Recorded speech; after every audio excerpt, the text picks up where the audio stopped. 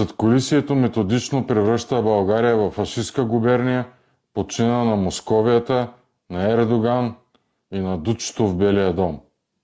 Тази седмица беше направена още една позорна крачка.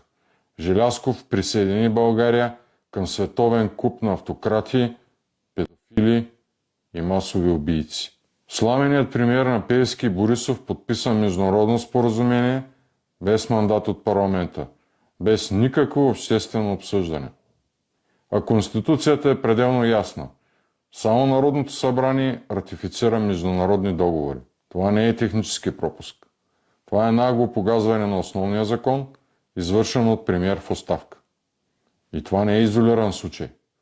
Връщат хартиените бюлетини. Инструмента, с който десетилетия се купуват и манипулират избори. Висшият съдебен съвет и прокуратурата са незаконно узурпирани повече от година. Корупцията се шири, грабежът продължава безнаказан. Всичко това показва едно. Правилата не се решават в парламента. Не пред очите на обществото, а в тесните кръгове на задкулисието, родено в утробата на КГБ, филиал ДС. Така държавите не падат с преврат. Падат подмолно. Не с гръм и трясък, а гният тихо в блатото на беззаконието.